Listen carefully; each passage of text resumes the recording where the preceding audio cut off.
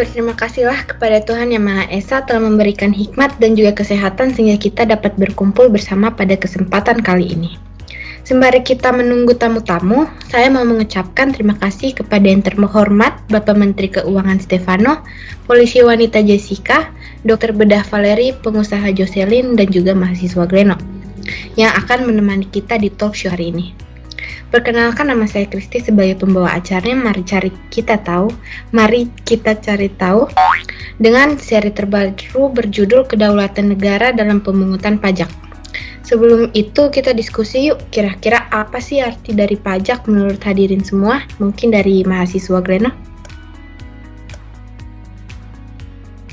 Baik, dalam ajaran yang saya dapatkan dari dosen, pajak adalah perwujudan dari kewajiban kenegaraan dan peran serta wajib pajak untuk secara langsung dan bersama-sama melaksanakan kewajiban berpajakan untuk pembiayaan negara dan pembangunan nasional serta pembayaran yang didasarkan pada norma-norma hukum dan sebagai sarana untuk meningkatkan kesejahteraan umum. Kemarin saya pergi ke kantor pajak karena sempat keliru tentang pajak lalu. Saya tanya ke pengurusnya.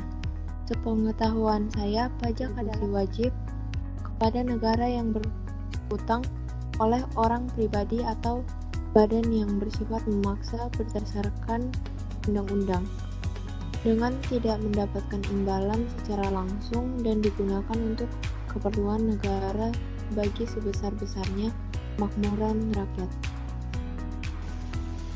Pajak ya? Menurut saya pajak itu pungutan wajib dari rakyat untuk negara. Setiap sen uang pajak yang dibayarkan rakyat akan masuk dalam pos pendapatan negara dari sektor pajak.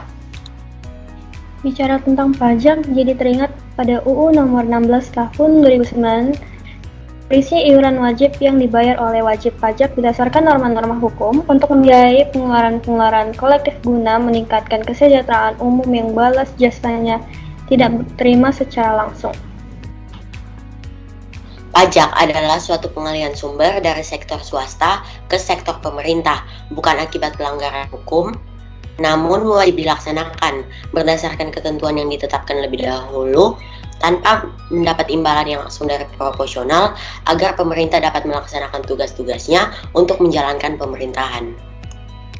Wah, ternyata dari keseluruhan, arti pajak yaitu iuran wajib kepada negara untuk membiayai pengeluaran kolektif yang berguna sebagai pembangunan nasional negara berkaitan dengan norma-norma hukum. Pernah nggak sih kalian mikir apa jadinya negara Indonesia tanpa pembayaran pajak? Kurang lebih seperti apa? Boleh Ibu Jessica? Banyaknya orang yang akan terkena sanksi denda lalu berurusan dengan KPK dan berakhir di penjara. Tanpa keterlambatan melaporkan SPT tahunan, pajak penghasilan atau PPh, maka akan kena sanksi administrasi berupa denda senilai Rp100.000 yang dihitung satu kali untuk setiap keterlambatan. Adanya bebas pajak di Indonesia ini nantinya akan menarik minat para investor asing. Kemungkinan besar ekonomi bisa buruk nantinya dan orang-orang yang menikmati subsidi jadi sulit hidupnya. Mereka ikut kena dampak kerugian tidak bayar pajak dan orang-orang yang mangkir. Tidak hanya itu, pembangunan infrastruktur, peningkatan keamanan, hingga kegiatan birokrasi juga terhambat. Bisa-bisa pemerintah mengambil opsi untuk menangani ini adalah dengan menambah utang lagi. Maka dari itu, kalau negara Indonesia tanpa adanya pembayaran pajak akan menjadi kerugian besar bagi negara itu sendiri. Muncul lagi pertanyaan dari saya. Mengapa negara berdaulatan memungut pajak? Boleh Bapak Menteri? Setidaknya ada dua prinsip dasar kenapa negara memungut pajak. Yang pertama karena benefit principle, bahwa karena warga negara memperoleh keuntungan dari negara, maka negara diperbolehkan memungut pajak kepada warga negaranya. Untuk keperluan membiayai pengeluaran negara tersebut diperlukan sumber dana yang memadai. Oh, ternyata begitu ya. Apa landasan hukum pajak pada rakyat? Pertama, hukum pajak adalah rangkaian aturan yang mengatur bagaimana pemungutan pajak atas keadaan maupun peristiwa apa pajak tersebut dibebankan, dan seberapa besar atau jumlah pajak yang dikenakan. Hukum pajak formal memuat tata cara atau prosedur penetapan jumlah utang pajak, hak-hak fiskus untuk mengadakan evaluasi. Hukum pajak formal juga menentukan kewajiban wajib pajak untuk mengadakan pembukuan, serta prosedur pengajuan surat keberatan maupun banding. Yang dikatakan Ibu Jocelyn benar, tetapi ada juga hukum pajak yang memuat tentang ketentuan-ketentuan terhadap keadaan yang dikenai pajak, siapa yang akan dikenakan pajak, dan siapa yang dikecualikan dengan pajak, serta berapa jumlah yang harus dibayar. Contoh hukum pajak material adalah pajak penghasilan dan pajak pertambahan nilai.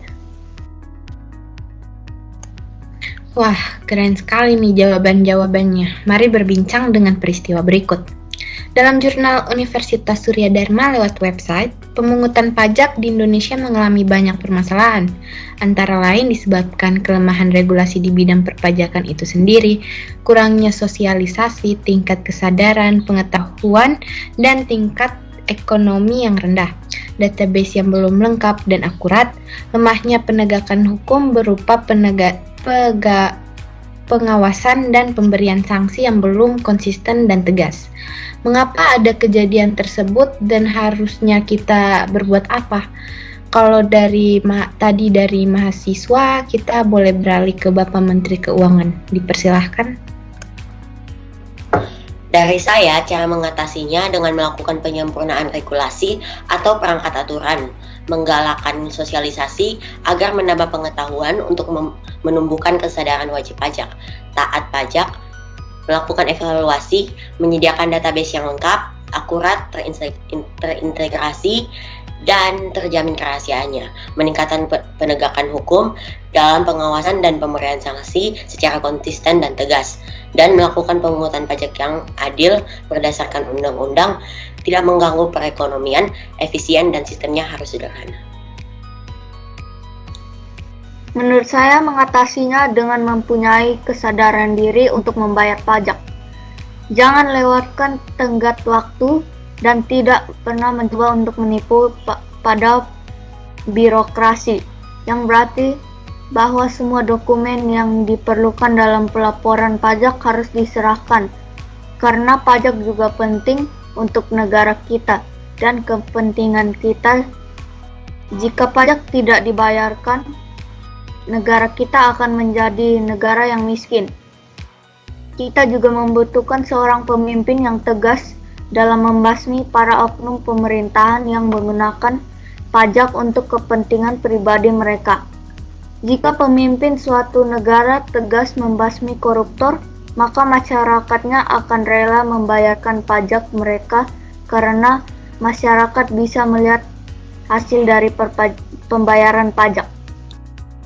Melakukan reformasi di bidang perpajakan, antara lain melakukan penyempurnaan regulasi atau perangkat aturan, menggalakkan sosialisasi agar menambah pengetahuan untuk menumbuhkan kesadaran wajib pajak taat pajak, melakukan evaluasi, menyediakan database yang lengkap, akurat, terintegrasi, dan terjamin kerahasiaannya, meningkatkan penegakan hukum dalam pengawasan dan pemberian sanksi secara konsisten dan tegas, dan melakukan pemungutan pajak yang adil berdasarkan undang-undang, tidak mengganggu perekonomian, efisien, dan sistemnya harus sederhana. Oke. Terima kasih atas penjelasannya penguasa Jocelyn. Pada zaman sekarang di dunia, walaupun di Indonesia sendiri ada teknologi bernama smartphone. Walau sebenarnya kegunaan hanyalah untuk berkomunikasi, tapi makin banyak aplikasi-aplikasi yang kegunaannya untuk sebatas menghibur. Hal tersebut membuat kemampuan bersosialisasi menghilang dan tidak nekat bertanya serta mengetahui kegunaan pajak secara garis besar. Sekiranya dengan menyadarkan diri dan mengajak orang-orang sekitar untuk membayar pajak maupun mengetahui cara membayar dengan cara pergi ke kantor pusat pajak agar jelas. Kritis dalam menyikapi masalah perpajakan, terutama terhadap materi kebijakan di bidang perpajakan, misalnya penerapan tarifnya, mekanisme pengenaan pajaknya, regulasi, benturan praktek di lapangan, dan perluasan subjek dan objeknya. Oleh karena itu, generasi milenial ini harus dioptimalkan untuk mendukung budaya sadar pajak yang diharapkan dapat menciptakan wajib pajak yang patuh pajak.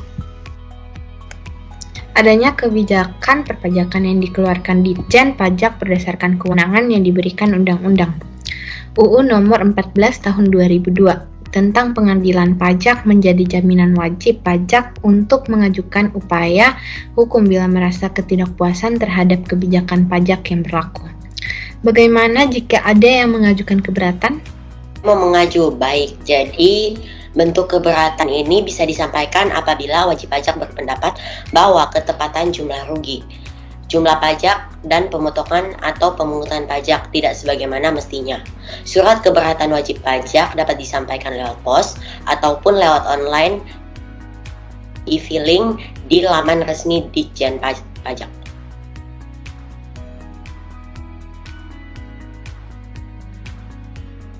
Pendapat saya, keberatan diajukan dalam jangka waktu 2 bulan sejak tanggal surat ketetapan pajak dikirim atau sejak pemungutan atau pemotongan pajak oleh pihak ketiga.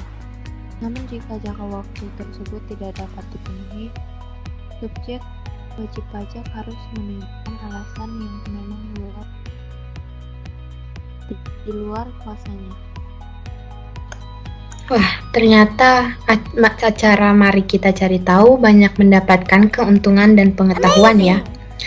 Banyak hal baru yang kita ketahui mengenai pajak dari tamu-tamu kita, yaitu Bapak Menteri Keuangan Stefano, Polisi Wanita Jessica, Dr. Bedah Valeri, pengusaha Jocelyn, dan juga mahasiswa Gleno. Kita di sini belajar tentang arti pajak yang bervariasi, permasalahan yang terjadi dalam perpajakan, bagaimana jika ada yang mengajukan pendapat. Kita bisa lihat dari jawaban tamu-tamu kita yang memberikan banyak informasi. Dari yang sebelumnya tidak mengetahui tentang apa itu pajak menjadi lebih mengenal apa itu pajak. Kita tiba di penghujung dari talkshow hari ini. Kiranya kita semua dapat belajar banyak hal. Terima kasih kepada tamu-tamu semua. Kita yang sudah menyempatkan waktu untuk hadir. Terima kasih juga kepada semua pendengar. Kiranya Tuhan memberkati kita semua. Sampai jumpa di lain waktu.